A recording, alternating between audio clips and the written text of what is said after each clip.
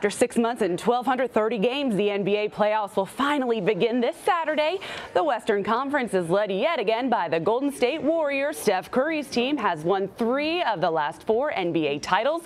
The Warriors are eyeing their 7th championship overall, but the road to a title actually runs through Milwaukee. The Bucks led the Eastern Conference and had the NBA's best record this year.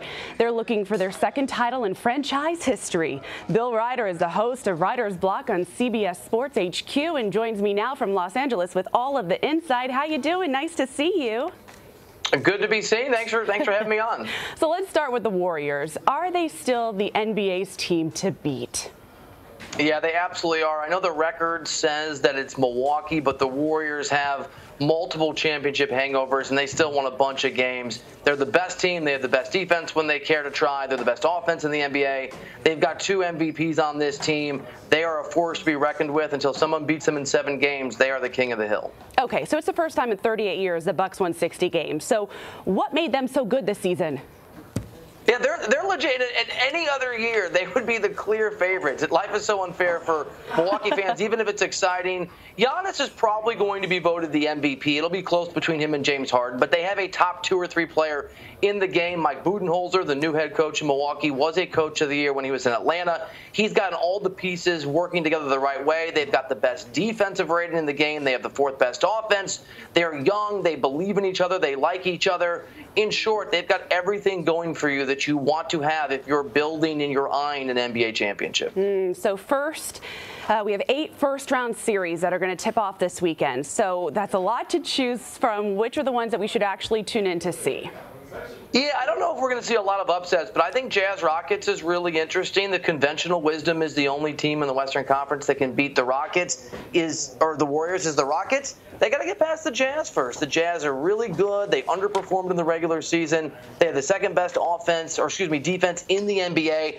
I don't think Utah's going to beat Houston, but if they can push them to 6 or 7 and the Warriors can roll through the Clippers, that gives a big advantage to Golden State. So I'm interested in that series. And Pacers-Celtics. The Celtics have lost Marcus Smart. He's the glue guy to that team. They've got some chemistry issues with Kyrie Irving trying to fit in, but they're so talented against an Indiana Pacers team that went 7-2 over the last part of the season. They've looked really, really strong, even with Victor Oladipo going down, and they're just really gritty. Again, Celtics too much talent, I think, in that series, but the Pacers are interesting, and if anyone's going to trip them up early, it might be that team.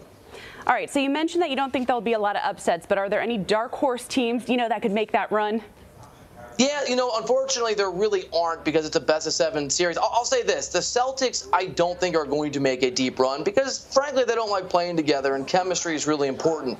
But they've got the talent, and if Kyrie Irving and that group of players can figure it out, they can make an NBA Finals. I don't think they can beat the Warriors, but they are capable of beating every single team in a 7-game series in the East. The problem is when guys don't like each other, you're also capable of losing to every single team. So if the Celtics count, I'll say they're a dark horse. Otherwise, I think it's going to be pretty straight chalk across the board.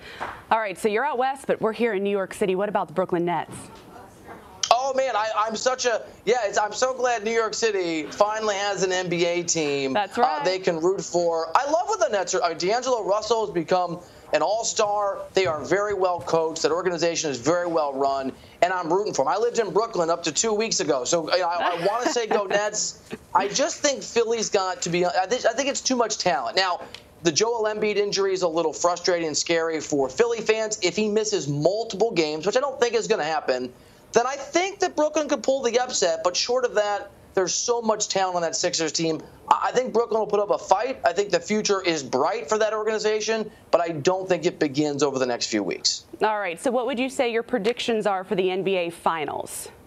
Yeah, I'm going to go out on no limb whatsoever. I'm hugging the tree trunk here. I'm going to go Golden State Warriors over the Milwaukee Bucks. I think the Bucks make that run despite their inexperience relative to some of the other teams in terms of postseason play.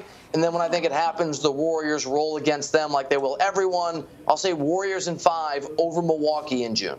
All right, so you're playing it safe, but my bet's with you. I think you know what you're talking about. Bill Reiter, thanks so much. And don't forget, you can watch Bill's show, Reiter's Block, now live from Los Angeles. It's on every Monday through Friday at 5 p.m. Eastern, only on CBS Sports HQ.